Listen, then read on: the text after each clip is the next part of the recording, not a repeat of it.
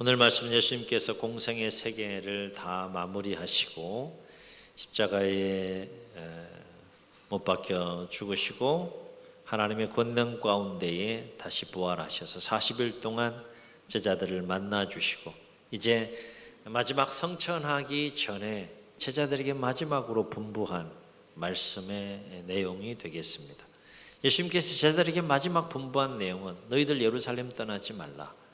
아버지께서 내 이름으로 부어주실 성령을 기다리라 라고 말씀하십니다. 그리고 그 주님의 이름으로 아버지 하나님이 부어주실 성령이 임하게 되면 어떤 일이 일어나는지 1장 8절에서 이렇게 말씀합니다. 오직 성령이 너희에게 임하시면 너희가 권능을 받고 예루살렘과 온 유대와 사마리아와 땅 끝까지 이르러 내 증인이 되리라. 예수님 그렇게 말씀하세요. 오늘 말씀에서 우리가 두 가지를 주목하고 함께 기도하려고 하는데, 하나는 예수님은 제자들이 예수님의 증인이 되기를 원하신다는 거예요. 주님의 증인이 된다라고 하는 말은 주님의 은혜와 사랑 가운데 죄사함을 받고 주님의 제자가 되는 것을 넘어서 내가 만난 예수님이 어떤 분인지, 예수님이 왜 십자가에 죽으시고 다시 부활하셨는지, 어떻게 죄의 문제를 해결하고 사람이 구원을 받을 수 있는지에 대한 그 예수 그리스도의 복음을 전하는 것, 그것이 주님이 말씀하신 내 증인이 되리라라고 하는 말씀이에요. 왜냐하면 예수님께 제자들을 부르신 목적이 뭡니까? 그냥 만난 게 아니에요. 그냥 부르신 것이 아니에요. 분명한 이유와 목적을 가지고 예수님께 제자들을 부르셨는데, 그것은 그 제자들을 잘 훈련시켜서 예수님처럼 하나님 나라를 위해서 예수님의 증인으로 삼아서 죽어가는 영혼을 함께 살리고 구원하는 일을 위해서 예수님은 제자들을 부르셨다는 겁니다. 그래서 예수님은 제자들을 부르시면서 마가복음 1장 17절에 보게 되면 왜 그들을 제자로 부르시는지에 대한 분명한 이유와 목적을 말씀하시는 것을 보게 되는데, 마가복음 1장 17절에 보면 갈릴리 해변에서 예수님께서 시몬 베드로와 그의 형제 안드레를 제자로 부르시는 장면을 보게 됩니다. 그들을 부르시면서 이렇게 말씀하세요. 나를 따라오너라. 내가 너희로 사람을 낚는 어부가 되게 하리라. 인생이 완전 새로운 인생으로 예수님의 부름 가운데 나아가길 원하신 거죠. 지금까지 너희들이 비린내 나는 고기를 잡는 어부의 인생을 살았다면 이제는 나와 함께 사람을 낚는 어부가 되었으면 좋겠다 라는 분명한 목적을 가지고 제자들을 부르셨다는 거예요.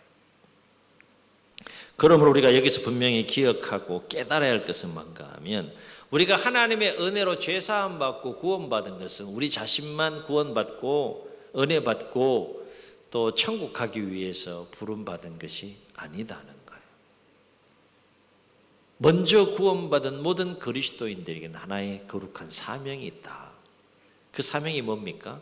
주님과 함께 죽어가는 영혼을 살림으로 하나님 나라를 세워가고 확장해 가는 일, 그 일을 위해서 우리가 먼저 구원받았다는 거예요. 근데 신앙생활 하면서 그냥 내가 구원받은 기쁨과 은혜 가운데 그냥 신앙생활 하다가 이제 하나님 앞에 가기를 원하는 차원에 머물러 있는 그리스도인들이 참 많다는 거죠. 그 단계를 넘어서 뭘 하기 원하시는 거예요? 일하라는 거예요. 일꾼이 되라는 겁니다.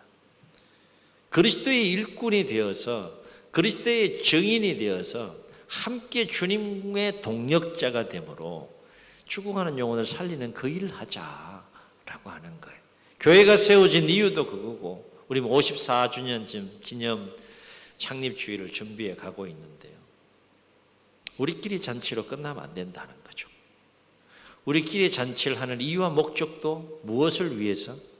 죽어가는 영혼을 살리기 위해서. 더 힘있게, 더 즐겁게, 더 행복하게 우리의 마음이 합치고 또 우리 에너지가 합쳐져서 죽어가는 영혼을 살리기 위해 이 서산 땅에 아직도 하나님의 사랑을 알지 못하고 그리스도의 복음을 알지 못하는 14만 영혼들을 우리에게 하나님 맡겨주셨는데 그 사명을 감당하도록 하기 위해서 이곳에 교회를 세우시고 여기까지 인도하셨다라고 하는 것입니다. 또 한 가지 오늘 말씀을 통해 우리가 주목해야 될 것은 뭔가 하면 예수님의 증인이 되려면 반드시 성령이 우리 안에 충만하게 임재해야 한다는 거예요. 오늘 예수님이 이거 강조하고 계십니다. 제자들로 하여금 내 증인이 되라. 그것을 위해서 내가 너희들 제자로 불렀다. 그런데 너희들이 내 증인이 되려면 반드시 갖추어야 될 것이 있는데 그것이 뭔가 하면 성령을 충만히 받아야 된다. 성령의 충만한 임재에 대해서 말씀하시고 강조하시는 것을 보게 돼요. 예수님께서 제자들에게 주님의 증인이 되는 삶을 위해서 1장 8절에서 강조하시며 말씀하신 게 뭐예요? 오직 성령이 너희에게 임하시면 내 증인이 된다. 그렇게 말씀하셨어요. 그냥 내 증인이 되라 이렇게 말씀하지 아니하시고 증인이 된다라고 말씀하셨어요. 증인이 되는 거예요. 어떻게 증인이 되느냐? 오직 너희에게 성령이 임할 때 내 증인이 된다. 이렇게 말씀하시는 거죠. 그렇다면 왜 예수님은 성령이 임해야 주님의 증인이 된다라고 그렇게 강조하시고 말씀하시는 걸까? 이건 마지막 성천하시면서 강조하시며 말씀하시는 거잖아요. 그만큼 중요한 문제라는 거예요. 주님의 제자로 부름받아 제자답게 이후의 생애와 삶을 살기 위해서 마지막 제자들에게 필요한 것이 바로 이 부분인데 성령이 충만하게 제자들에게 임해야 한다는 거예요. 그래야 주님처럼 하나님 나라를 확장해가는 주님의 증인이 될 수 있다. 그럼 왜 성령이 임해야 주님의 증인이 되는 삶을 살 수 있느냐? 세 가지 중요한 이유를 생각해 볼 수 있어요. 첫째는 예수님의 복음을 전함으로 영혼을 살리는 그 전도는 다시 말해 주님의 증인이 되는 그 일은 영적인 싸움이기 때문에 그래요. 깨닫는 은혜가 있기를 주여 여러분 축원합니다. 다시 말해 전도는 주님의 증인이 되는 삶은 사람과의 싸움이 아니라는 거예요. 본질적으로는 누구와의 싸움이라는 겁니까? 그 사람 속에 역사하고 있는 사단과 그 권세 아래 있는 악한 영들과의 싸움이라는 거예요. 우린 영적인 세계를 성경을 통해서 깨달아야 된다는 겁니다. 보이는 이 세계는 보이지 않는 영적인 세계에서 비롯되는 것을 성경은 우리에게 분명하게 가르쳐주고 있어요. 우리가 태신자를 지금 품고 1년 동안 기도해 오고 있는데 그 태신자와의 싸움이 아니라는 거예요. 그 영혼을 묻고 있는 여전히 복음을 듣지 못하게 하고 하나님의 말씀을 거부하게 하고 또 진리를 멀리하게 하고 죄악 가운데 여전히 삶을 살도록 묻고 있는 그 사단과 악한 영들과의 싸움이 우리의 본질적인 싸움의 대상이다라고 하는 겁니다. 그러려면 반드시 하나님의 영인 성령이 우리 안에 충만하게 임하여 성령의 도우심으로 우리는 복음을 전해야 되고 주님의 정인된 삶을 감당할 수 있어야 된다는 거예요. 왜냐하면 사단과 영적인 싸움에서 이기고 승리하려면 우리 힘으로 싸워서 이길 수 없다는 겁니다. 누구의 도움이 필요하다는 겁니까? 하나님의 영의 도움이 필요하다는 거예요. 하나님의 영이 나를 통하여 우리를 통하여 역사할 때 사단과의 싸움에서 이길 수 있다는 거예요. 악한 영들과의 싸움에서 이길 수 있다는 거예요. 왜 이렇게 전도가 안 되지? 왜 이렇게 전도가 힘들지?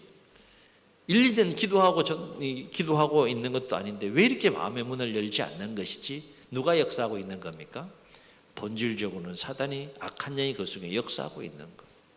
씨 뿌리는 자의 비유 예수님께서 말씀하셨잖아요. 길가와 같은 마음, 돌밭과 같은 마음, 가시떨기와 같은 그 심령의 소유자들은 누가 역사하는 겁니까? 말씀을 뿌릴 때, 진리를 선포할 때, 복음을 선포할 때 사단이 즉시 와서 그 말씀을 빼앗아 간다 그랬어요. 영적인 세계에 대해서 예수님이 분명하게 말씀하고 계시는 겁니다. 그래서 주님은 오늘 사도행전 1장 8장에서 오직 성령이 너희에게 임하시면 너희가 무엇을 받는다고 했어요? 권능을 받는다 그랬어요. 권능. 무엇을 받는다고요? 권능을 받는다. 이 말은 우리 안에 성령이 충만하게 임할 때 사단과의 싸움에서 능히 이기고 승리할 수 있는 권능을 소유하게 된다는 거예요.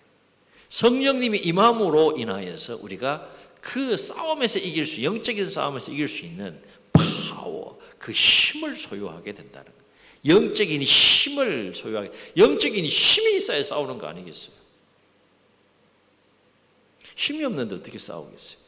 내 영혼 하나 제대로 관리 못하는 사람이 어떻게 사단과의 싸움에서 이길 수 있겠어요? 내 신앙생활 하는 것도 버거워하면 우리가 무슨 힘으로 그 사단과 싸워 이길 수 있겠느냐? 내 영혼을 관리하는 건 기본이에요, 기본. 내 신앙생활을 관리하는 것, 영적 생활을 관리하는 건 기본이에요, 기본. 관리하고 내 영혼을 관리하는 그것조차도 버거워하게 되면 우리는 무슨 힘으로 사단과 싸워 이길 수 있느냐? 교회는 결코 요람선이 되면 안 됩니다. 우리끼리 놀이터가 되면 안 되는 거예요. 군함이 돼야 되는 겁니다. 십자가 군병이라 그러잖아요. 성경을 보세요. 하나님은 하나님의 백성들을 하나님의 군대라고 표현해요. 군대라고. 그게 하나님이 하나님의 백성들을 바라보는 시선이에요. 시선. 교회는 영적인 군대가 돼야 되는 거예요. 군대가. 싸우는 곳이죠. 누구와 싸워야 돼요? 서로 우리끼리. 그러면 사단의 놀이터가 되는 거예요. 사단. 싸움의 대상을, 우리의 주적은 누굽니까? 네? 옆 사람이구나. 그러면 안 되는 거야. 우리의 주적은 누구예요? 사단과 악한 영들이 우리의 주적인 거예요. 싸움의 대상을 분명히 하고 우리가 준비하고 무장할 때 효과적으로 그 싸움에 임할 수 있다라고 하는 것입니다. 그래서 예수님도 공생애를 시작하기 전에 무엇을 충만하게 받으셨어요? 성령의 충만함을 받고 성령의 도우심 가운데에 공생애를 시작하시면서 사단과의 싸움에서 이기고 승리하시는 모습을 사복음서를 통해서 우리가 만나게 되는 거예요. 그냥 시작하신 것이 아니에요. 성령의 충만함을 입고 성령과 함께 시작하셨어요. 함께. 그래서 사도 바울은 이러한 영적인 원리와 관련해서 에베소서 6장 10절로 12절에서 뭐라고 정언했는가 하면 이렇게 정언해요. 우리 화면에 나오죠. 함께 읽습니다. 시작. 끝으로 너희가 주 안에서와 그 힘의 능력으로 강건하여지고 마귀의 관계를 능히 대적하기 위하여 하나님의 전신갑주를 입어라. 우리의 씨름은 혈과 육을 상대하는 것이 아니요 통치자들과 권세들과 이 어둠의 세상 주관자들과 하늘에 있는 악의 영들을 상대함이라. 저 보세요. 영적인 세계에 대해서 분명하게 말씀합니다. 너희가 주 안에서와 그 힘의 능력으로 강건하여지고, 주님이 어떤 모습으로 존재하십니까? 어떤 모습으로 역사하세요? 영으로 역사하시잖아요. 성령님은 하나님의 영인 동시에 그리스도의 영이시다는 거죠. 말씀 띄워주세요. 말씀. 10절이 될 때 11절이 가능한 거예요. 이해가 되세요? 10절이 없으면 11절이 불가능한 거예요. 10절을 통하여서 주 안에서와 그 힘의 능력으로 강건한 영적인 파워와 힘을 우리가 소유할 때, 오늘 주제와 연결하면 성령의 충만함을 입어서 권능을 소유할 때 마귀의 관계를 능히 대적할 수 있다. 그래서 12절 우리의 싸움의 대상이 누구라고 얘기합니까? 사람이 아니라는 거예요. 혈과 육을 상대하는 것이 아니라는 거예요. 보세요. 통치자들, 권세들, 이 어둠의 세상 주관자들, 우리가 생소한 부분들인데 하늘에 있는 악의 영들, 저기 통치자들, 권세들, 주관자들, 이건 다 타락한 사단의 권세 아래 있는 악한 영들을 통칭하는 것. 우리의 주적은 사람이 아니에요. 그 사람 속에 역사하고 있는 진리를 듣지 못하게 하고 복음을 듣지 못하게 하는, 하나님의 사랑을 깨닫지 못하게 하는 그 악한 영들과의 싸움. 이제 오늘부터 우리가 그 싸움을 선포하고 2개월 동안 한번 집중적으로 기도하고 한번 나아가 보자 라고 하는 거예요. 왜 예수님은 성령이 충만하게 우리 안에 임해야 주님의 정인이 된다고 말씀하셨을까? 그렇습니다. 성령님은 우리의 영혼을 파괴하는 거짓의 영이 아니라 우리의 영혼을 살리는 진리의 영이시기 때문에 그럽니다. 진리가 우리의 영혼을 살리는 것이 거짓이 우리의 영혼을 살리는 것이 아닙니다. 거짓의 끝은 파멸이에요. 진리의 끝은 생명과 영생입니다. 성경의 가르침이에요. 66권의 진리의 말씀을 주신 이유가 어디 있어요? 여기에 담겨 있는 진리의 말씀을 깨닫고 진리 안에 거하여 죄사함 받고 구원받아서 하나님의 자녀가 되고 영생을 소유하라는 거 아니겠어요? 오늘 본문에는 진리의 영과 관련된 내용이 나와 있지 않지만 요한복음 14장에 보면 예수님께서 공생의 마지막 날 밤에 제자들과 함께 예루살렘의 마가 다락방이라고 하는 공간에 있으면서 여러 가지 이제 강화의 말씀을 하시는 중에 성령님에 대해서 말씀하시는 장면이 나와요. 아버지께서 내 이름으로 너희들에게 부어줄 그 성령에 대한 약속을 하시면서 성령님이 어떤 분인지에 대해서 말씀하시는데 우리 화면에 나오죠. 요한복음 14장 16, 17 함께 읽습니다. 시작. 내가 아버지께 구하겠으니 그가 또 다른 보혜사를 너희에게 주사 영원토록 너희와 함께 있게 하리니 그는 진리의 영이라. 세상은 능히 그를 받지 못하나니 이는 그를 보지도 못하고 알지도 못하며 그러나 너희는 그를 아나니 그는 너희와 함께 거하시며 또 너희 속에 계시겠습니다. 아멘. 아멘. 26절에서는 또 이렇게 말씀하세요. 함께 읽습니다. 보혜사 곧 아버지께서 내 이름으로 보내실 성령 그가 너희에게 모든 것을 가르치고 내가 너희에게 말한 모든 것을 생각나게 하리라. 내 이름으로 보내실 성령이라는 것은 이 성령님은 하나님의 영인 동시에 그리스도의 영이시라는 거예요. 구약에서는 주로 하나님의 영으로 역사하시고 신약에서는 그리스도의 영으로 역사하시는 성령님을 우리가 만나게 된다는 겁니다. 이어서 요한복음 16장 13, 14절에서는 또 이렇게 말씀하세요. 함께 읽습니다. 시작. 그러나 진리의 성령이 오시면 그가 너희를 모든 진리 가운데로 인도하시니 그가 스스로 말하지 않고 오직 들은 것을 말하며 장래를 너희에게 알리시리라. 그가 내 영광을 나타내리니 내 것을 가시고 너희에게 알리시겠습니다. 정리하면 하나님은 예수 그리스도 그 아들의 이름으로 성령을 제자들에게 부어주셔서 그 성령을 통하여서 제자들로 하여금 모든 진리를 가르쳐 깨닫게 하시고 그 진리와 그리스도에 대한 복음을 전하게 하심으로 진리와 복음을 깨닫지 못하고 듣지 못한 자들로 하여금 깨닫게 하셔서 그들도 함께 구원받게 하시는 그 일을 누가 하신다는 거예요? 성령님이 하신다.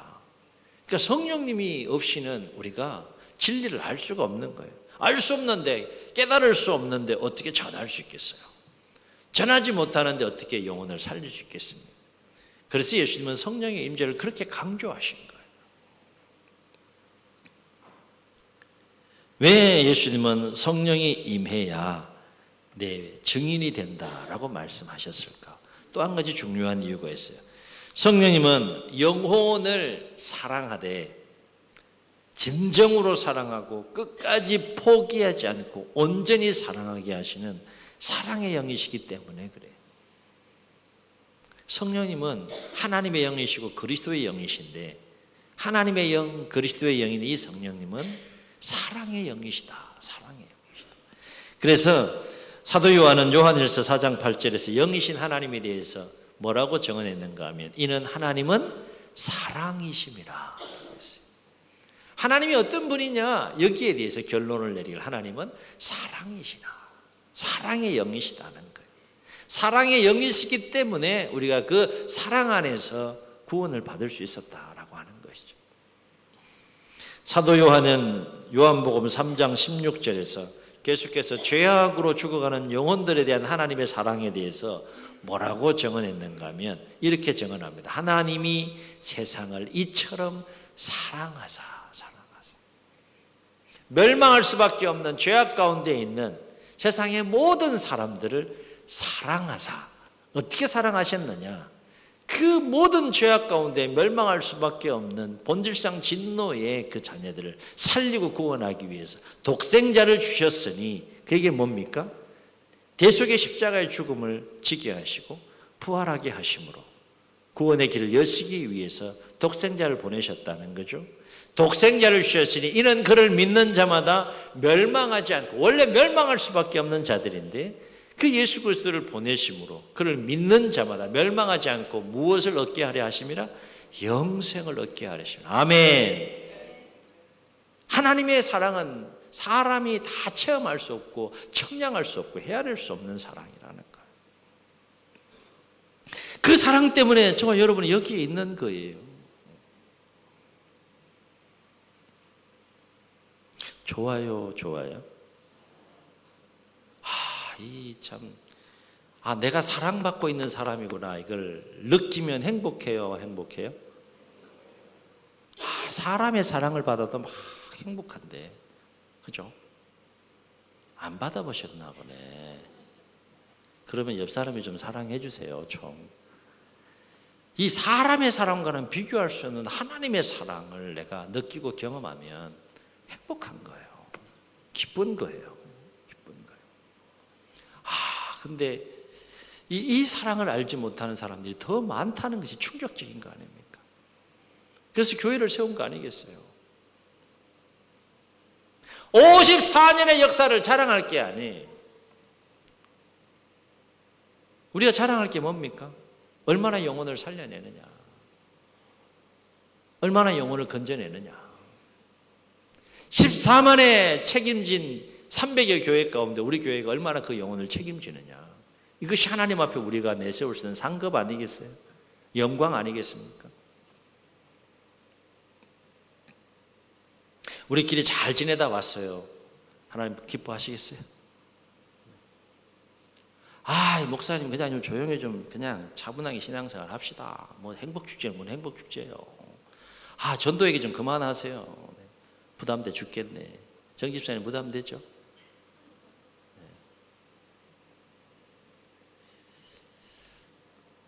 그것 때문에 예수님 돌아가셨고, 그것 때문에 우리 여기 교회가 세워진 거고요. 희년의 역사를 지나서 새로운 희년을 향해 나아가는 거고, 다음 주 우리 창립 기념주일도 사실 그런 맥락에서 하는 거예요. 우리 안에 좀 즐겁고 주 안에서 기쁘고 행복하고 그래서 에너지가 모아지고, 그래서 뭐 하겠다는 거예요? 영혼 살려보자는 거죠.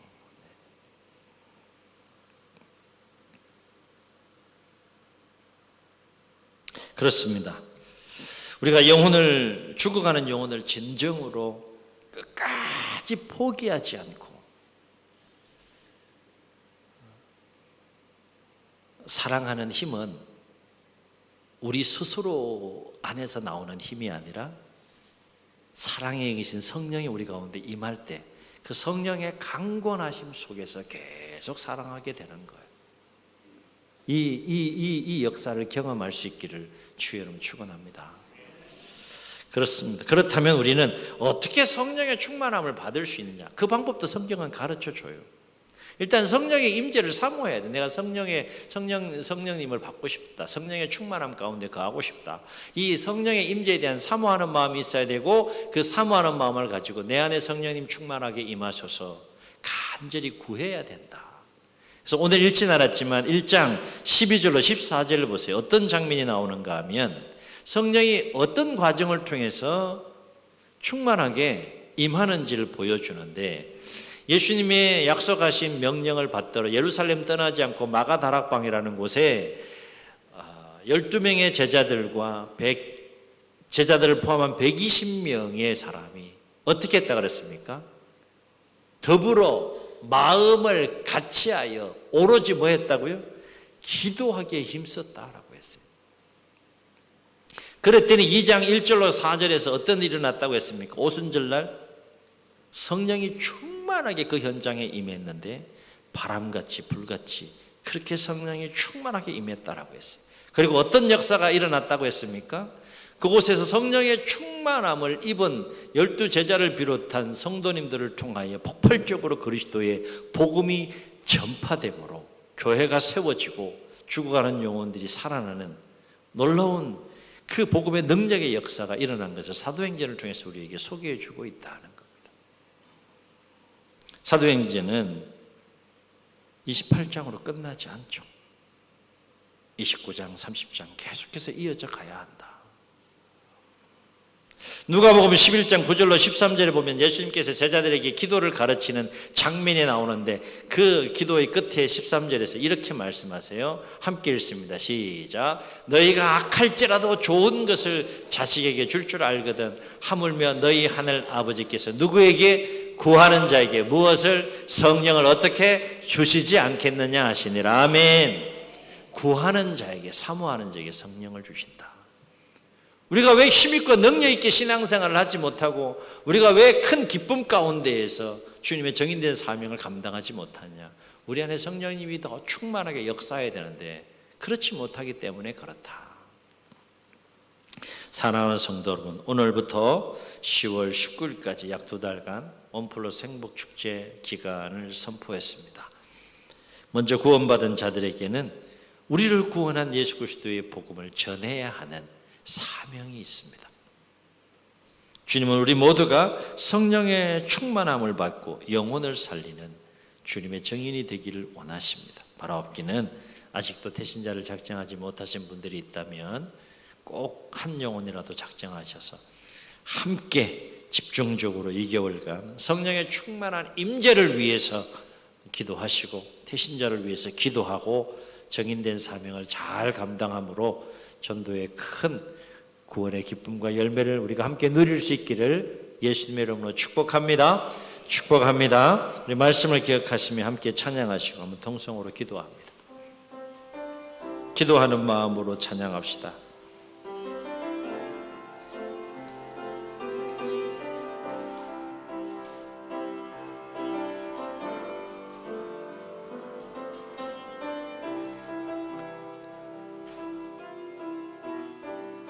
아버지,